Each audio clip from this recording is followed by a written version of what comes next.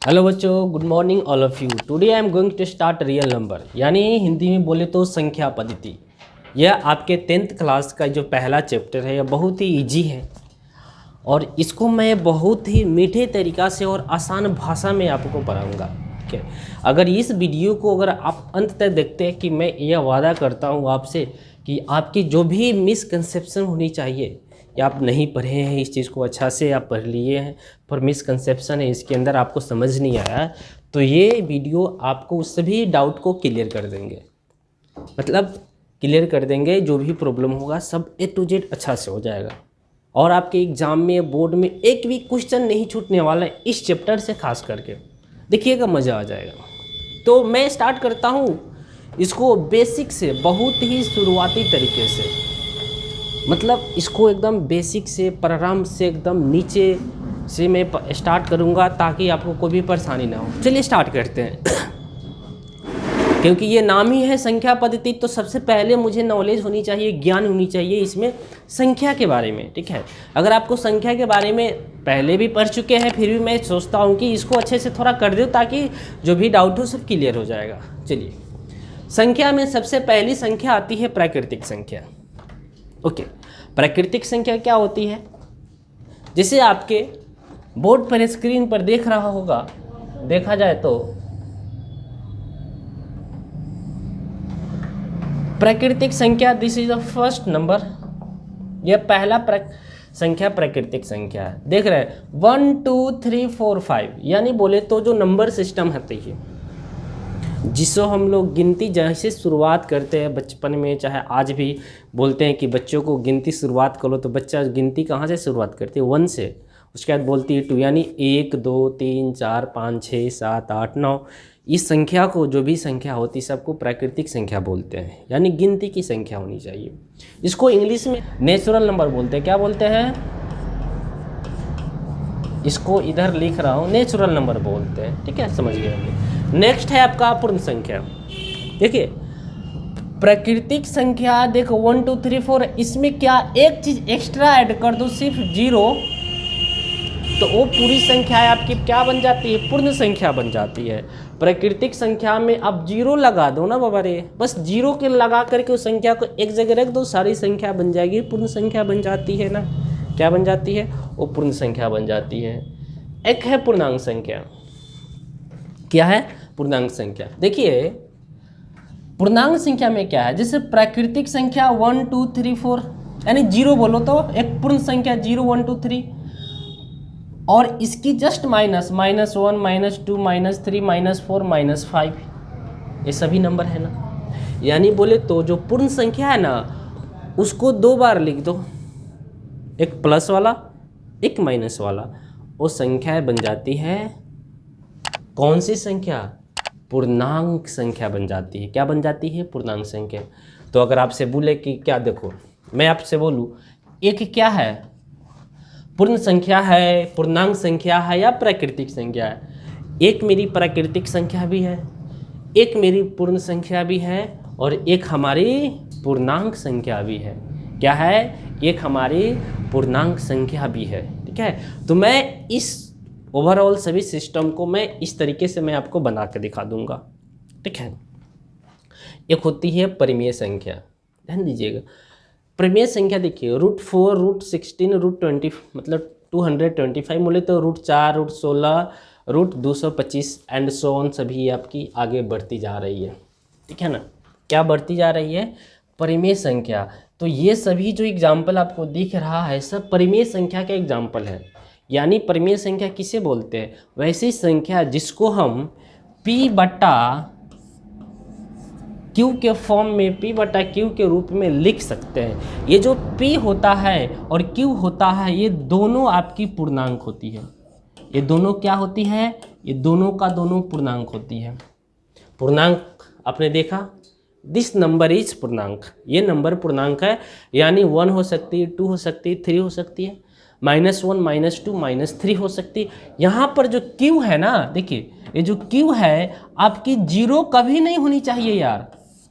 ये जो Q देखो, P 0 हो सकता है, नहीं P में सभी पूर्णांक शामिल होंगे, लेकिन Q में 0 को छोड़ करके सभी पूर्णांक शामिल होंगे। समझ रहे हैं ना, इस चीज़ को समझिएगा। P और Q क्या हो, पूर्णांक। जैसे यहाँ पर एग्जाम्पल आपको दिया गया है, जो एग्जाम्पल में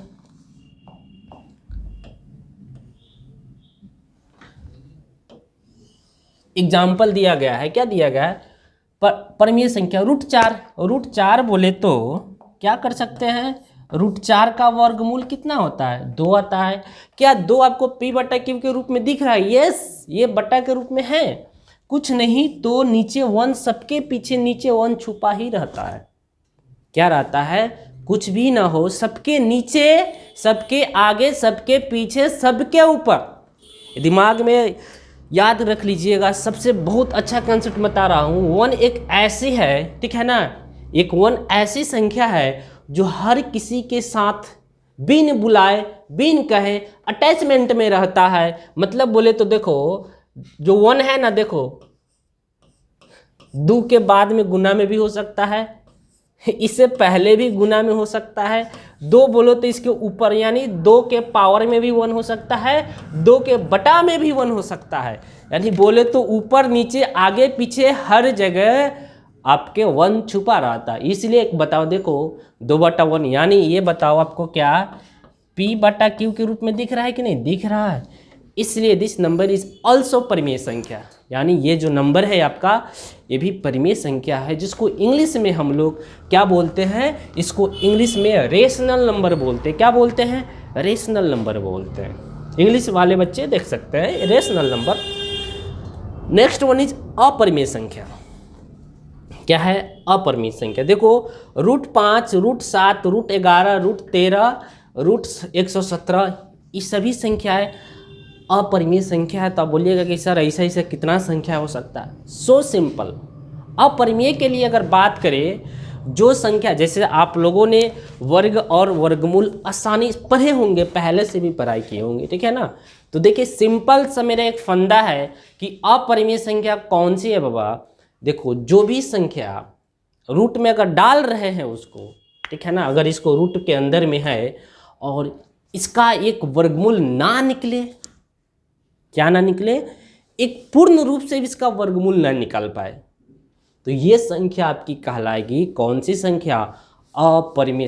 क्या 5 का रूट निकाल सकते हो? नहीं। मान लीजिए रूट निकाल सकते हो, रूट के अंदर में क्या रूट 5 का है उसको बाहर निकाल सकते हो? नहीं निकाल सकते हो। क्या √7 का वर्गमूल निकाल सकते हो? क्या √5 का, क्या √7 का वर्ग नहीं निकाल सकते हो? √11 का नहीं निकाल सकते, √13 का नहीं निकाल सकते, ये सब नहीं निकाल सकते हो। इसलिए संख्या को हम अपरिमेय संख्या बोलते हैं। क्या बोलते हैं? अपरिमेय संख्या बोलते हैं। एक संख्या होती है सम संख्या, तो ऐसी संख्या जो 2 से विभाजित हो, क्या हो, 2 से विभाजित हो। जैसे बताओ यहाँ पर जो 2 है, क्या इसमें 2 से भागा लगेगा? लग जाए। 4 में लगेगा? लगेगा। 6 में, 8 में, 10 में, 12 में, 14 में, इस सभी में 2 से भाग लगती है। इसलिए इस संख्याओं को हम सम संख्या बोलते हैं। इसको इंग्लिश में इवन नंबर बोलते हैं। क्या बोलते हैं इसको इंग्लिश में? हम इवन नंबर बोलते हैं। इसको इंग्लिश में इवन नंबर बोलते हैं। विषम संख्या वैसी संख्या जिसमें 2 से भाग न लगे, जैसे 1 हो गया, इसमें 2 से भाग नहीं लगती है। 3 हो गया, इसमें 2 से भाग नहीं लगती है। 5 हो गया, इसमें 2 से भाग नहीं लगती। 7, इसमें 9, इसमें सभी में 2 से भाग नहीं लगती है। तो इसलिए इस संख्या को विषम संख्या बोलते हैं। इसको इंग्लिश में ऑड नंबर बोलते हैं। क्या बोलते हैं? ऑड नंबर बोलते हैं। एक भाज्य संख्या, भाज्य बोले तो वैसी संख्या जिसमें भाग लग जाए, यार किसी न किसी भी संख्या से भाग लग जाए। ओके, ये जरूरी नहीं है कि इस संख्या से, वो संख्या से, फलाना से नहीं। एक ऐसी संख्या लो जिसमें एक को छोड़ करके, एक तो हर किसी में छुपा रहता ही है, उसकी बात नहीं करेंगे। एक ऐसी संख्या लो जिसमें किसी न किसी संख्या से भाग लग जाए, सिवाय एक को छोड़ दो, एक तो लगता ही है, और उस संख्या को छोड़ दो। उस संख्या और एक के अलावा अगर उस संख्या में किसी भी संख्या से भाग लग जाए, तो किसी से भी, तो उसमें लग जाओ, उसको हम बोलेंगे भाज्य संख्या। देखो 4 में बात करता हूँ, 1 और 4 को छोड़ दो बाबा, 1 और 4 को छोड़ दो, उसको मत गिनती करो। इसके अलावा बताओ इसमें 2 से भाग लग रही है ना, इसलिए इसको भाज्य संख्या बोलेंगे। 6 को देखो, 6 को छोड़ो, 1 को भी छोड़ो, उसको मत गिनो। इसके अलावा देखो क्या इसमें 2 से भी भाग लग रही है, 3 से भी भाग लग रही है, इसलिए भाज्य हुआ। 8 देखो, इसमें भी 4 से लगेगा, 2 से लगेगा 9 में, 3 से लगेगा भाग 10 में, 2 से 5 से 12 में, 2 से 4 से 6 से, तो ये सभी संख्या 3 से भी लगेगा 12 में। तो ये सब संख्या भाज्य जिसमें किसी न किसी संख्या से भाग लगे। चलिए, एक होता अभाज्य संख्या, वैसी संख्या जिसमें किसी नहीं संख्या से भाग ही ना लगे, इसको अभाज्य, भाई नाम में ही छुपा हुआ अभाज्य, जिसमें भाग्य न लगे, है ना। तो उस संख्या को छोड़ देना, उस संख्या को गिनती नहीं करना। जैसे मैं बात करूं, किधर गया, 2 को छोड़ो और 1 को छोड़ो, इसके अलावा कोई ऐसा संख्या चुनो जिसमें 2 से भाग लग जाए, नहीं लगने वाला है, इसलिए 2 अभाज्य होगा। 3 देखो, बताओ 1 और 3 के सिवा सोचो क्या इसमें किसी और से भाग लगेगा जी, नहीं लगेगा ना, इसलिए ये अभाज्य हो गया। 5 देखो, 5 में क्या 1 और 5 के अलावा किसी और संख्या से भाग लगती है, नहीं लगती है, इसलिए अभाज्य। 7 देखो, 7 में क्या 1 और 7 के सिवा किसी से भाग लग सकता है, नहीं, एंड सो ऑन, ऐसी बहुत सारी संख्या है जो अभाज्य होती है, जिसमें किसी भी संख्या से भाग नहीं लग सकती है सिवाय उस नंबर और 1 को छोड़ करके। क्या कंसेप्ट क्लियर हुआ? आई थिंक, मुझे लगता है कि क्लियर हो गया होगा। चलिए, एक होता है सअभाज्य संख्या, सह मतलब सह सह सह, ये पेयर में होती। कभी भी सह अभाज्य की अगर आपसे बातें हो तो आप आंख बंद करके इमेजिन कर लीजिएगा, ये 2 संख्या की बात हो रही है। कितनी? 2 संख्याओं की बात हो रही है। तो सअभाज्य संख्या कैसी होती है कि वैसी 2 संख्याओं का जोड़ा, जिसको इंग्लिश में पेयर बोलते हैं, वैसी 2 संख्याओं का जोड़ा या पेयर जिसका गुणनखंड, जैसे 5 और 7, ठीक है ना, 5 और 7, 2 और 3, जिसका समान गुणनखंड 1 के सिवा कुछ ना हो। क्या हो? 1 का सिवा कुछ ना हो। अगर 5 और 7 का गुणनखंड करते हैं, अगर 5 का करता हूं 5 गुने 1, 7 का करता हूं 7 गुने 1, यहां पर दोनों में क्या मिल रहा है? सिवाय 1, सिर्फ और सिर्फ 1 मिल रहा है, इसके सिवा कुछ नहीं मिलेगा।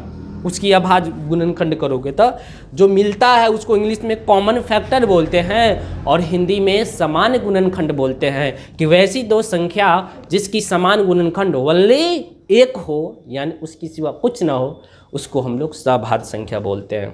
ठीक है। क्या 6 और 4 सअभाज्य संख्या हो सकता है? नहीं हो सकता है, क्योंकि इसमें क्या मिल रहा है? 6 को करे तो 2 गुने 3 और 4 का करें तो 2 गुने 2, यानी इसमें 2 आ रही है। मतलब 2 आने का मतलब क्या है? इसका अभाज्य संख्या क्या है? 2 है। 1 के सिवा 2 आ गया। 1 तो होता ही है, कोई बड़ी बात नहीं है, तो 2 आ गई, इसलिए ये मेरा सअभाज्य संख्या नहीं हो सकता है। यह क्या नहीं हो सकता है? सअभाज्य संख्या। एक वास्तविक संख्या, देखो वास्तविक संख्या क्या, अभी तक आपने जो भी संख्या इसके यहाँ से ऊपर जो भी पढ़ा ना, प्राकृतिक संख्या, पूर्ण संख्या, पूर्णांक संख्या, ये जो भी परिमेय संख्या, अपरिमेय, सम संख्या, विषम संख्या, सभाज्य संख्या, अभाज्य संख्या, ये सभी संख्या को ही हम लोग वास्तविक संख्या बोलते हैं। यानी आपके दिमाग में अभी तक आपने जो भी संख्या पढ़ा है ना, जो भी दिमाग में जो भी आपने लिखा है, सबका सब वास्तविक संख्या, ये भी वास्तविक, ये भी, यानी सबको मिला दिया जाए तो क्या बन जाता है? दिस इज द वास्तविक संख्या। ओके, बात समझ गए ना? कोई प्रॉब्लम? अवास्तविक संख्या, अवास्तविक संख्या क्या हो गया कि इस संख्या को छोड़ दीजिए, जो एक्स्ट्रा आ जाता है रूट में, अगर कोई संख्या आता है, अगर उसके रूट में माइनस लगा हो, अंदर में, बाहर में ना करे बाबा, अंदर में, यानी देखो ये रूट -6 है, रूट -5 है, यानी रूट के अंदर -6 है, रूट के अंदर -5 है। ठीक है, इसलिए इस संख्या को हम बोलते हैं क्या? ये मेरा अवास्तविक संख्या। ये 10th में आपको नहीं पढ़ना है इसके बारे में, जब इंटरमीडिएट में जाओगे तो आपको अच्छा से पढ़ाया जाएगा। तो यहाँ तक आपको समझ में आ गया होगा। चलिए नेक्स्ट पेज में चलते हैं। देखिए अब इसको बात को इंग्लिश में दिया गया है। ठीक है, जो भी संख्या बताए हैं सब क्या है? नेचुरल नंबर हो गया, तो प्राकृतिक संख्या होता है, होल नंबर हो गया, यही सब जो पूर्ण संख्या इंटीजर्स हो जाता है। ठीक है, ये पूर्णांक संख्या कहलाती है। ठीक है, ये सब रेशनल नंबर है, ये सब मेरा क्या है? सब संख्या है। एम आई राइट? चलिए आगे बढ़े।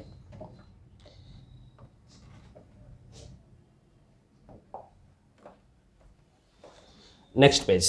ठीक है, अभी तक आपने पढ़ा, ठीक है, संख्या के बारे में आपने पढ़ लिया। ठीक है, हम थोड़ा सा जो मेन मुद्दा है, ठीक है ना, इस टॉपिक का जो मेन चीज़ होता है, मैं अभी वो चीज़ मैं बताने जा रहा हूँ, जिससे एग्ज़ाम में आपके हर हाल में सवाल रहनी है, चाहे वो बोर्ड एग्ज़ाम हो, चाहे कोई भी कंपटीशन का एग्ज़ाम हो, ठीक है। तो यहाँ से हर हाल में सवाल रहते हैं। चलिए, तो आप हेडिंग दीजिएगा यूक्लिड विभाजन प्रमेय। क्या है? यूक्लिड विभाजन प्रमेय। ये सबसे पहले क्या होता है, I want to explain okay with the help of example. हम आपको एग्जाम्पल के थ्रू इस चीज़ को मैं बताना चाहता हूँ। जैसे मैं 7 को ऐसे लिख सकता हूँ, 2 गुने 3 + 1। ध्यान दीजिएगा। क्या मैं 9 को ऐसे लिख सकता हूँ, 2 गुने 4 + 1। क्या मैं 11 को ऐसे लिख सकता हूँ, 5 गुने 2 + 1। ओके, ध्यान दीजिएगा। तो क्या ये सब लिखने का ये कैसे आया, ठीक है, ये आया कैसे मैं आपको बता रहा हूँ। जैसे मैं बता दे रहा हूँ, 7 में हम 2 से भागा देना चाहते हैं। कितने से? 2 से। तो कितने बार में जाएगा ये? 3 बार में जाएगा, 6 आएगा। यहाँ 1 उतरेगा शेषफल। यहाँ पर क्या उतरेगा? शेषफल। यहाँ पर शेषफल हमारा 1 उतरेगा। चलिए, तो इसी चीज़ को हमने ऐसे लिखा है, सेम एज इट इज। देखो, इस 7 को मैंने यहाँ लिखा है, देखो 2 को मैंने यहाँ लिखा है, और जो 3 है ये भागफल, इसको यहाँ लिखा है। जो ये आया आपका शेषफल, इसको बोलते हैं, क्या बोलते हैं? इसको हम लोग बोलते हैं शेषफल बोलते हैं। इसको शेषफल बोलते हैं इंग्लिश में, रिमाइंडर जो यहाँ लिखा, ठीक है। सेम एज इट इज इसी को भी मैंने सेम एज इट इज भाग दे कैसे बनाया। तो ये जो 2 है जिसे हम भाग देते हैं, इसको नाम देते हैं हम लोग, इसका नाम है भाजक। क्या नाम है? इसका नाम है भाजक। ये जो 7 है जिसमें हम भाग दे रहे हैं, इसको बोलते हैं भाज्य। इसको क्या बोलते हैं हम लोग? भाज्य। और जितने बार में मेरे को कट के आया है, इसको बोलते हैं भागफल बोलते हैं। क्या बोलते हैं? दिस इज योर भागफल, भागफल। क्या नाम है? ये भागफल। यानी I want to introduce this all things okay this form. यानी जो भी चीज़ है, ये जो भी मैंने लिखा, क्या मैं इस फॉर्म में लिखा हूँ। देखो 7 क्या है? भाज्य। तो मेरा एक फॉर्मूला बन के आया, यानी भाज्य बराबर, देखिए ये सब आपको रटवाया गया होगा, बट आपको यहाँ पर अच्छे से समझने को मिल रहा है। ओके, भाज्य।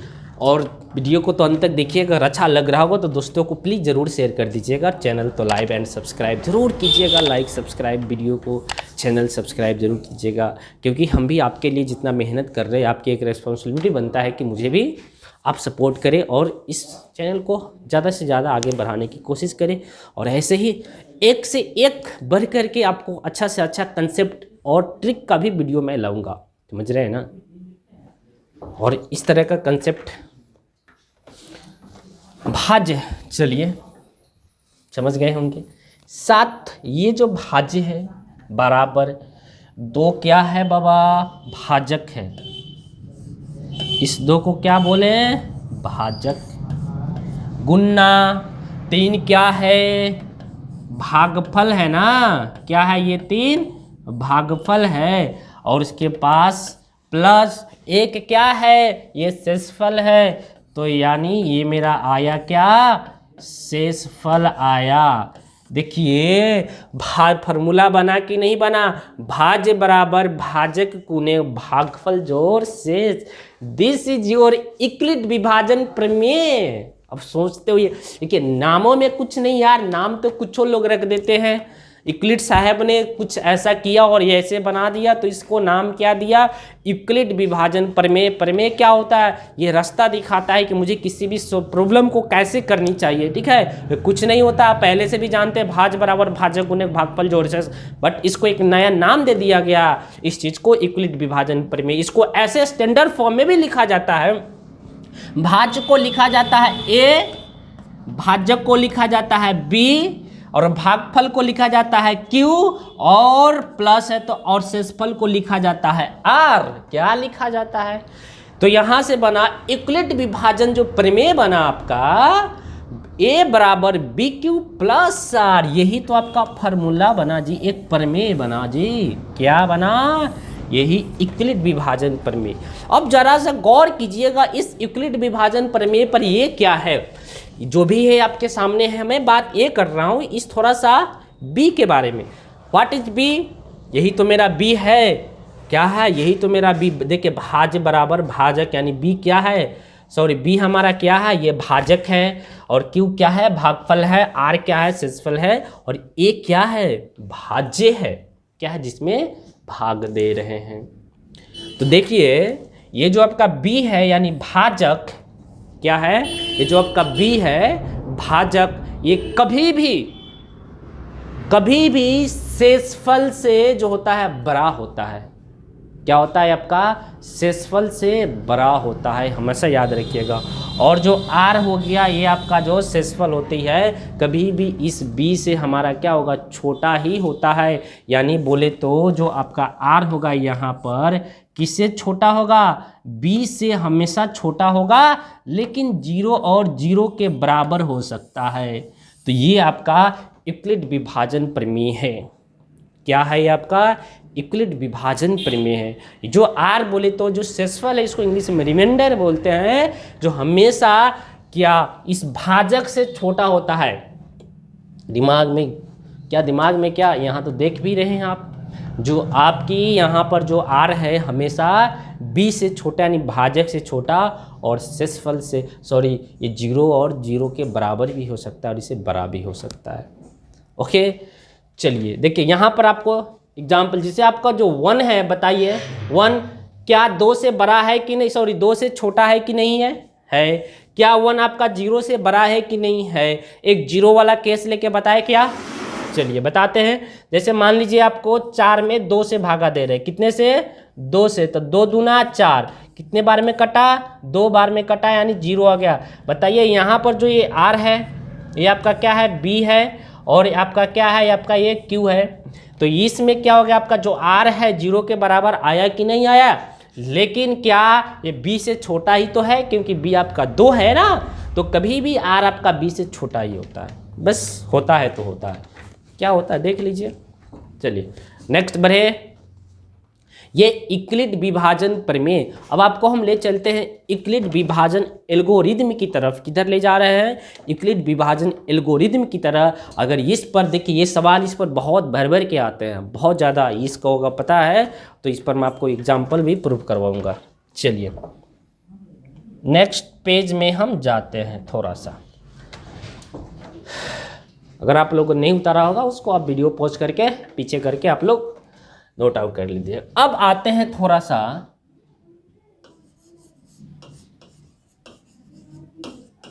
यूक्लिड विभाजन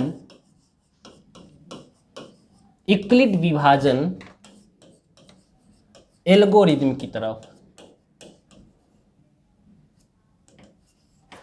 यूक्लिड विभाजन एल्गोरिथम में बोलते हैं, बहुत आदमी को एल्गोरिदम बोलते हैं, ठीक है ना, अपनी अपनी सबकी चॉइस है। क्या है, अपनी अपनी सबकी चॉइस होती है, आपकी भी कोई चॉइस हो सकती है ना।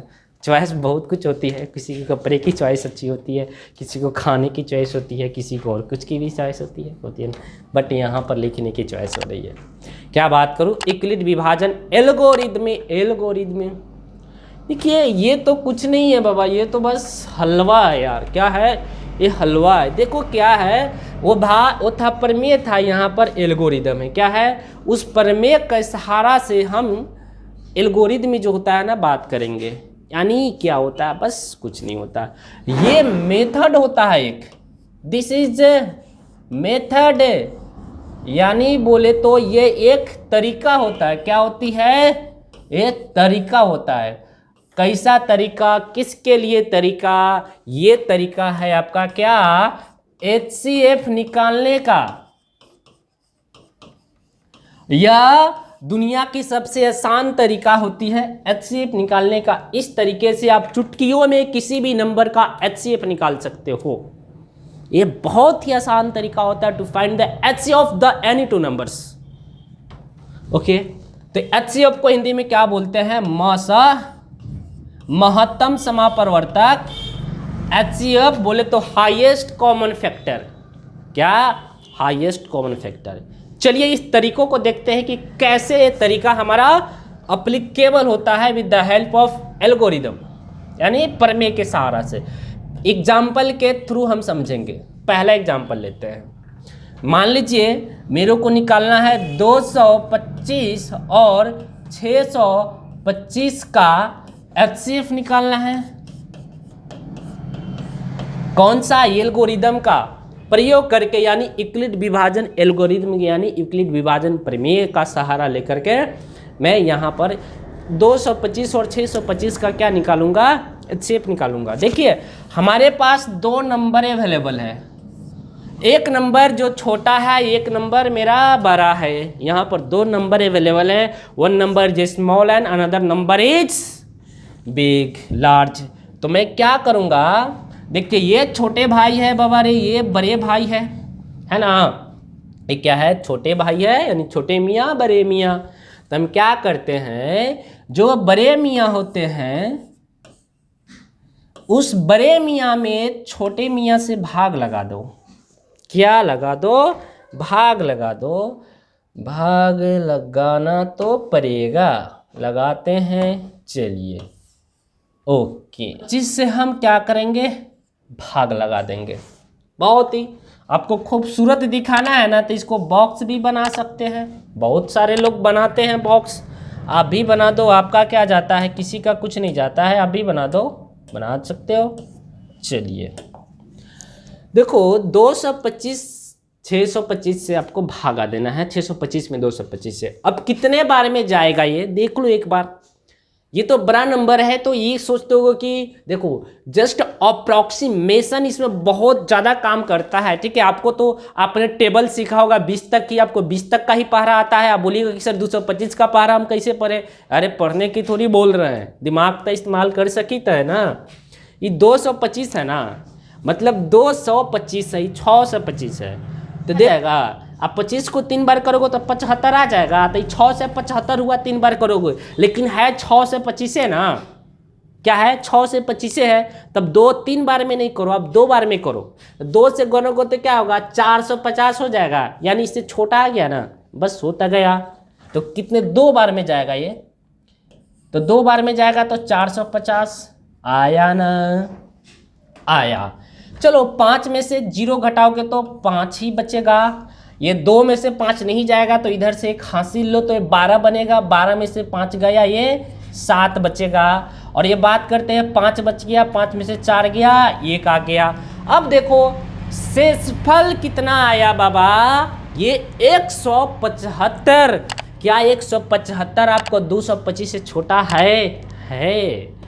अब जो शेषफल आ गया ना, इसको बना लो छोटे मियाँ। क्या बना लो? इसको छोटे मियाँ। छोटे मियाँ का काम क्या है? भाग देना। बड़े मियाँ, अब बड़े मियाँ कौन बनेगा बताओ? ये बन जाएगा जो अभी मेहनत किए रहा है, यानी छोटे मियाँ बड़े मियाँ बनेंगे, एक बार बनेंगे। देखो पिछले बार में मान लो कि ये 225 जो आपका छोटे मियाँ है, 6 ये आपकी बड़े मियाँ है, बनाना। तो पिछले बार छोटे मियाँ कौन बना था? 225। अब ये बड़ा मियाँ बन जाएगा। कब तक बनेगा देखो, हम बताते हैं कब तक बनेगा। तो 225 बन गया ना बड़े मियाँ। अब इसमें भाग दो ना, चलो इसमें भाग दो। अब कितने से? 175 में। अब देखो ये बड़े मियाँ बन गया, तो छोटे मियाँ कौन बन जाएगा? शेषफल। फिर जो शेषफल आया ना, छोटे मियाँ में भाग दे दो। तो कितने बार में जाएगा, 175 है, ये 225 है। अगर आप इसको 2 बार में करेगो ना तो 175 दूना कितना हो जाएगा, देखो 150, यानी 150 प्लस 25 है ना, 150 दूना 300, तो ज़्यादा हो जाएगा, एक ही बार में जाएगा। तो 175 हुआ, 5 में से 5 गया 0, ये 12 में से 7 गया 5, आया ना। ये इतना फिर से शेषफल आ गया। कब तक, देखो जब तक बड़े मियाँ छोटे मियाँ बड़े मियाँ बनते रहेंगे, कब तक, जब तक मेरा शेषफल 0 ना आ जाए। अब हो गया, यहाँ पर छोटे मियाँ कौन बना था, ये ना बना था, अब इसको बड़े मियाँ बना दो, 175 बड़े मियाँ बन गया। चलो तो छोटे मियाँ शेषफल बनाना, तो 50 से भाग दो तो कितने बार में जाएगा, 3 बार में 150, 5 × 15, तो कितना 5 उतरेगा, 5 में से 0, 7 में से 5 गया 2, अभी भी 0 नहीं आया यार शेषफल। तो फिर से इस छोटे मियाँ को फिर से बना लो बड़े मियाँ, यानी 50 को देखो। अब बताओ 25 दूना 50, ये क्या गया, 0 आ गया ना, पूरा पूरी कट गया।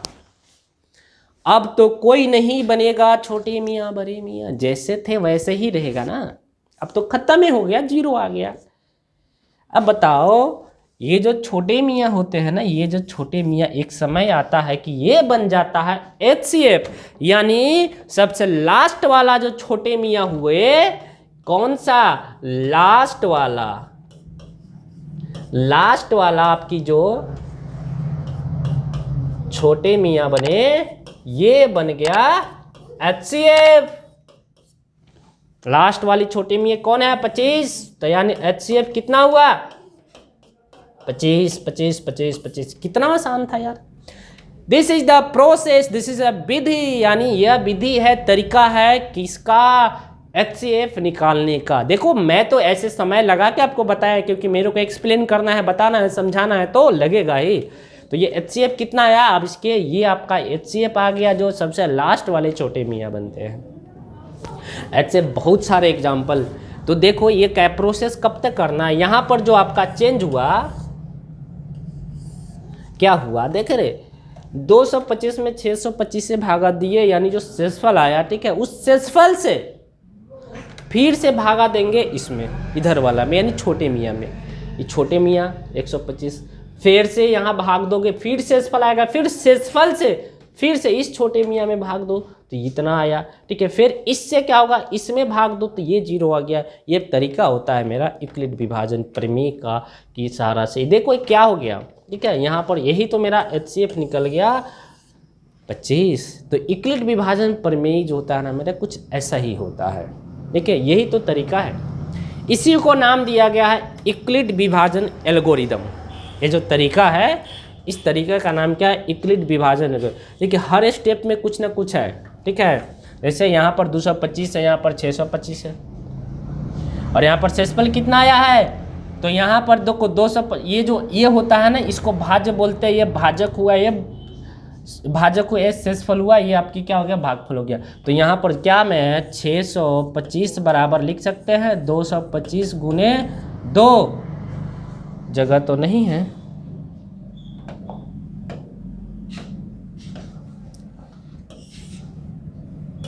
चलो, यानी क्या 625 को मैं लिख सकता हूँ 225 गुने 2 प्लस 175।